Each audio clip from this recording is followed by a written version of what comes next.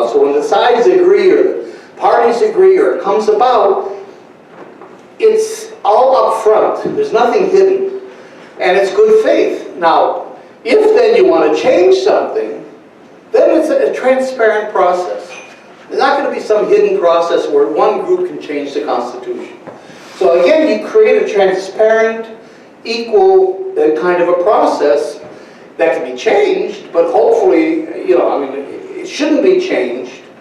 Even if, you know, one group is a racist group, wants to change it in a bad direction, it should be transparent enough. And, you know, again, the idea of a win-win solution is that it's good for everybody. In other words, if one side loses, the other side loses as well. Everybody has an interest. I have a Palestinian friend who says, what's good for the Palestinians is good for the Israelis. You see, and I think if you create that kind of a structure and people see it, there's no motivation to go back and destroy it by changing the Constitution in a way that gives privileges to one group over another. It could happen, but you know, hopefully you structure it in a way that it won't. So we see it in this country and we have a Constitution. Yeah. Linda, and then John I saw, then Todd.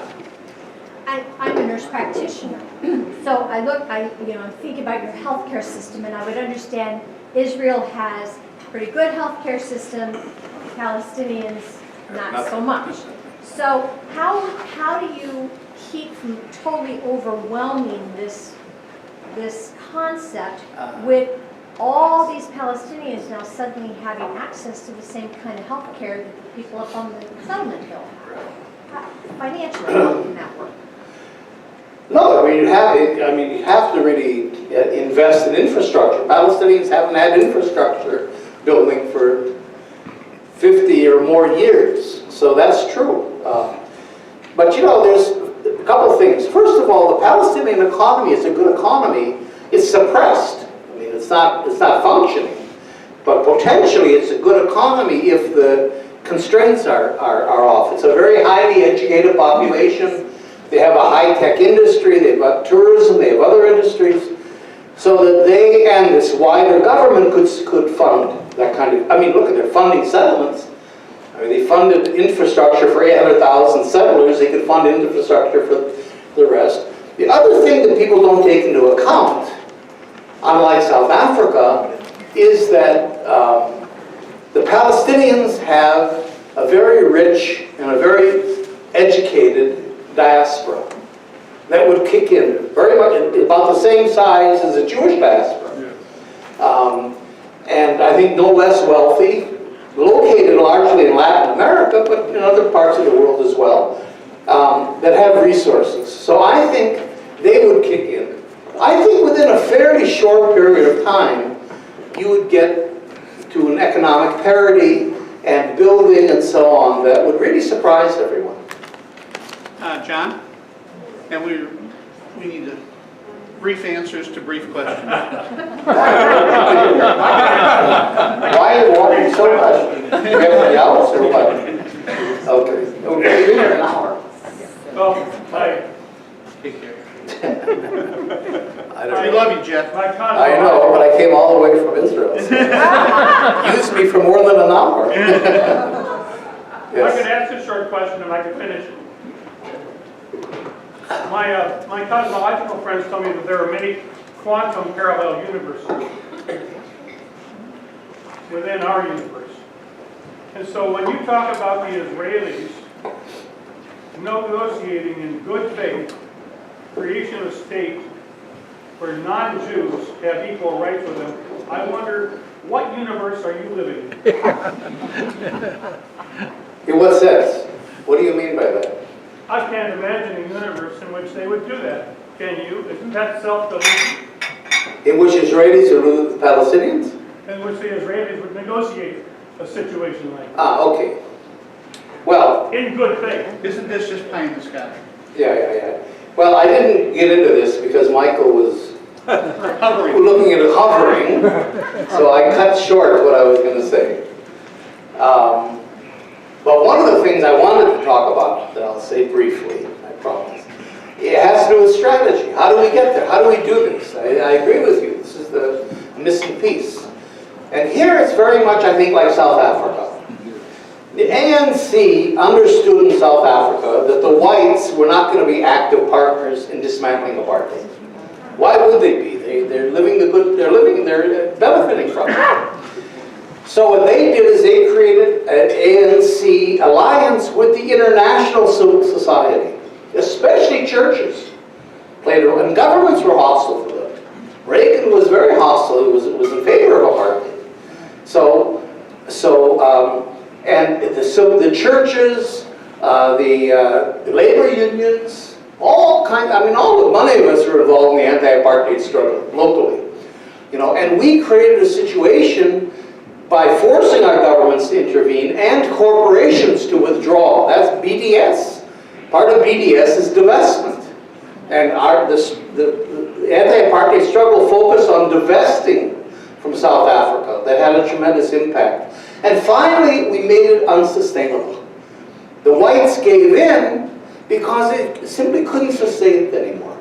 That's what we have to do with Israel. I agree with you that the Israelis are not going to be active partners in this. We're not naive. We're not going to sit down and the Israelis are all of a sudden going to say, yeah, we'd love to live with Palestinians. It's not going to, they're like the whites in South Africa. They're not going to be a part of that. So we have to create an alliance between Palestinians, and that's why our movement is led by Palestinians, and you guys, the international civil society, and then you'll begin to affect your governments. But what we're inserting that we're missing today is an end game. In other words, there is the infrastructure ready. BDS is a worldwide campaign. You've got the US campaign, you've got Palestinian solidarity groups all over the world. I just did a tour last year of Iceland, the Faroe Islands, and Tromsø, Norway, all of which have vibrant Palestine solidarity committees. I think Palestine has reached the level of the anti-apartheid struggle. The difference is that South Africa always had an end game. It was one person, one vote. And we knew where we were going, and what the end game was. We don't have an end game today because we're in between the two-state solution and something else. This whole worldwide movement is kind of stuck a little bit. We're doing the BDS and this and that, but we're kind of stuck because where are we going? So if we can insert this kind of an end game, now we give direction to you. And then you pick up that gauntlet and you begin to run with it in terms of changing public opinion, going to your government, changing policy. And in that way, we work to make Israeli apartheid unsustainable. And that, I think, so the Israelis have to give in. You have situations, it's ironic that you have to force undemocratically a population to become democratic. But it happens. It happened in South Africa. It happened in Serbia, where the Serb population was not capable of getting into an arrangement with the other peoples. It happens sometimes, and therefore there has to be intervention, especially led by an indigenous population that has a right to overrule a repressive majority population. So I think that would be the answer. Yeah, question, Jeff. How do you deal with the current military structure in your proposal? Because it seems to me that unless you can figure out how to dismantle or neutralize the current military, the first time there would be a synagogue that got blown up by whoever, there'd be the high risk of a military junta and military dictatorship taking over. What's the alternative for the ongoing security then of everyone who lives in whatever the new country is called? Because obviously there's the real and even perceived perceptions that there's risk from Iran and other countries and so forth. How do you deal with that? You know, de Klerk wrote an article in the Haaretz newspaper a couple of years ago in which he said you can't do things in a slow stage kind of a way like this. He said the way it worked in South Africa was we did it immediately. Otherwise, and they were ready because they had a constitution already before the end of apartheid. So So if we do things more quickly, the point is you integrate the military. You integrate, just like they did in South Africa. Israel had the same thing. Israel in 1948 almost had a civil war because Begin and his right-wing groups wanted a separate army. They didn't want to integrate with the left-wing Israeli army. You had the Altalena, which was a ship of arms brought in by Begin to fight the Israeli army. That the Israeli army sunk and killed some of the right-wing Israeli fighters. So you have those tensions. But one of the first things you do is to integrate the security forces, the police forces, the military forces, and that's what the Palestinians ask. That's the first question they ask after a presentation like this. This was the third. The first one, if you were Palestinians, the first one would be who controls the army. And if, you say, like some groups say, well, Israel has to for a while, just to be sure, they walk off and go get coffee somewhere, the Palestinians. So you have to integrate the military services. And, in some ways you have that today. I mean, Israel, if the only thing working in this whole Oslo process is the close cooperation between the Israeli army and the Palestinian security services. They work hand in glove. And in negotiations, you'll see in hotel lobbies, the Israelis are over here, the Palestinians are over there, and all the security people are huddled together in a corner. They're all brothers and they love each other, so that already you have, I think, a working relationship between those forces. And so I don't think that's a difficult thing. Then if there's bombings, I mean, there could very well be violence, certainly, but those become criminal issues, not so much, they're not military issues.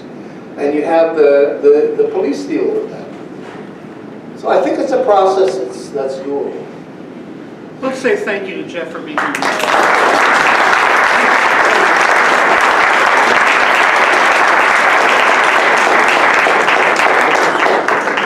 February 21st, Thursday, Max Blumenthal here. Saturday, March the 9th,